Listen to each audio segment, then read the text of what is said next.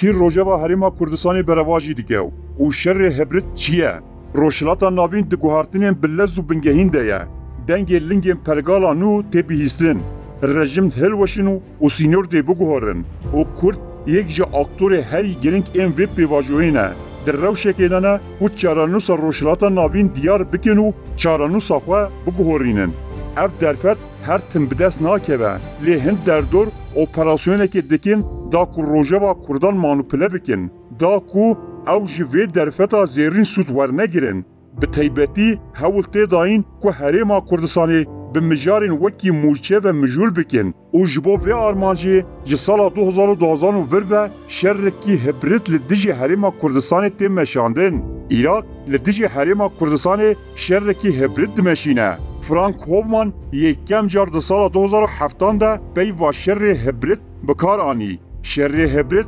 ریبازه که شر نفش نویه و تیدا ریبازن شر کنوانسیونل و آسیمتریک بناف هفته دین مشاندن نرخاندنک جنیز و اشکره دکه و همون ریبازن شر هبرید لسر حریما کردستان دین سپاندن ده شر هبرید دا تایبتمندیا هری گرنگا کو شر هبرید شر میدانی جدا دکه شیانا سختگرنا عالیه دجبر بی راگهاندنا شره کو مخاطب وره دیتن ده شر کی وهادا ده بکو عالیه دبن ایریش دا مایی نکاری به اثبات بکه کو او راستی ایریش دین هزین کو شر هبرید دکن هزین تایبت هزین نره کو پیک ملیس یعنی ملیشها همان شر آبوری ایریشین سیبر دیپلوماسی بکارتینن یا هری گرنگ هزین هریمی یم کو پیشگیری ددن کاوسی دینا اکتیف کرن لوان همو آماران بنیرن هونه ببینن که همیل دیجی حریما کردستانی دینا بکارانین حکمت ناوندی عراق جسال 2009 وربه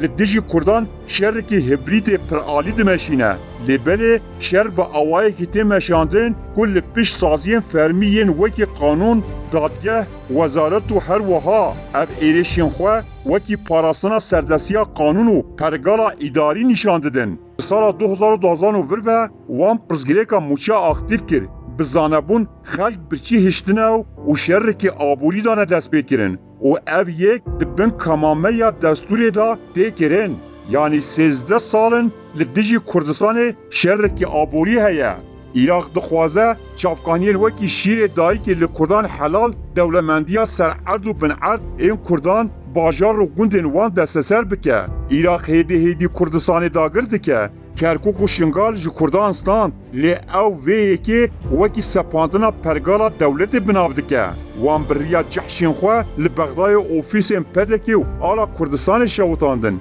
لدیجی کردان شر پسیکولوژی کر لی بی ایدایا که او برتکا سبیل بو او ایلیشا خواه بشارتن جحشین کرد جبو آوا کرنا مالپرانو ارگانیزه کرنا خوپیشاندانان دبن کمامه خوپیشاندانان ماموسلیان دا پرد ددن هفکار خو وان وکی کردن اپوزیسیون نشان ددن وزیر کوچبرانو وزیر آبوری ین حکومت عراق مینا دو شروانان کم مرتال دست وان دانه ایریش کردان و پیش روژا وان دکن آنکو عراق شرکی و شرطی یه هبرید لدیجی کردان دمشینه و او قصد و شرطی دمشینه کمروف نکاره جی راب بیجه شهر بگومان شرکی چکتاری جه هیا جسال 2014 وربه حریما کردستان راست ایریشی تی هولتی داین که کردستان بیستاتو بکن دست بکی داعش ایریش کرد پاشه چتین حجد شعبی بدرونان ایریش کرد پکیکی ده چرچووای و پروژه دا ایریش کرد و دولتا ایران جی ایریش کرد